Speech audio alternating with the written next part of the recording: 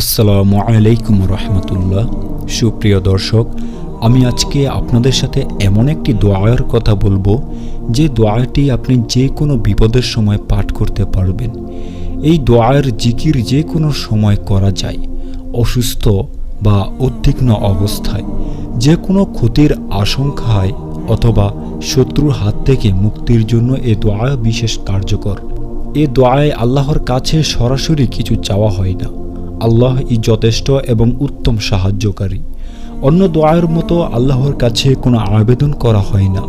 এ দোয়াটি এত গুরুত্বপূর্ণ যে হজরত জিবরাইল আলাইহিসসালাম ও প্রিয় নবী মুহাম্মদ সাল্লাল্লাহু আলাইহিসাল্লাম সবচেয়ে কঠিন সময়গুলোতে এই দোয়াটি পাঠ করতেন।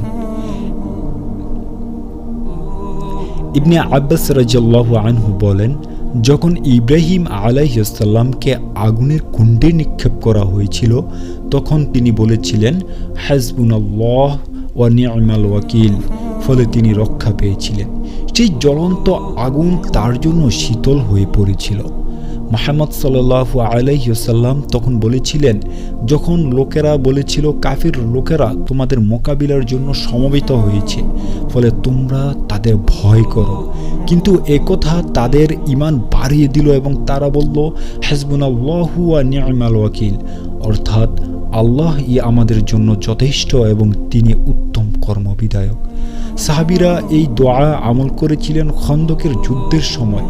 যখন সাহাবীরা জানতে পারলেন 10,000 সেনা এসে মদিনা শহরকে ঘেরাও করতে যাচ্ছে, তখনও তারা আল্লাহর কাছে এই বলে সাহায্য কামনা করছিলেন, হাসবুনাল্লাহি ওয়া নি'মাল ওয়াকিল। তিরমিজি শরীফে একটি হাদিস আছে।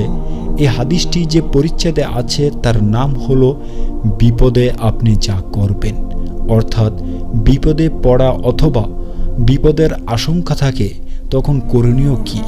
হযরত আবু সাঈদ খুদরি রাদিয়াল্লাহু আনহু থেকে বর্ণিত, রাসূলুল্লাহ সাল্লাল্লাহু আলাইহি ওয়াসাল্লাম বলেছেন, কেমন করে হাসি খুশি থাকবো অথচ সিংহাওয়ালা ইসরাফিল ফুৎকার দেওয়ার জন্য সিংহা মুখে ধরে আছেন, আর তিনি কান লাগিয়ে আছেন যে কখন ফুৎকার দেওয়ার আদেশ দেওয়া হবে এবং তিনি ফুৎকার দিবেন আর পৃথিবী ধ্বংস হয়ে যাবে।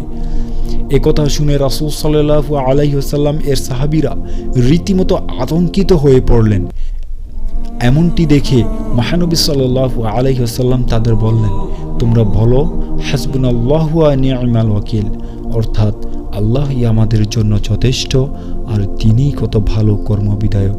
সুপ্রিয় দর্শক, আশা করি আজকের আলোচনা থেকে আপনি এতটুকু বুঝতে পেরেছেন যে এই আমলটি করলে আল্লাহ রাব্বুল আলামিন আমাদেরকে সকল বিপদ থেকে রক্ষা করবেন ইনশাআল্লাহ।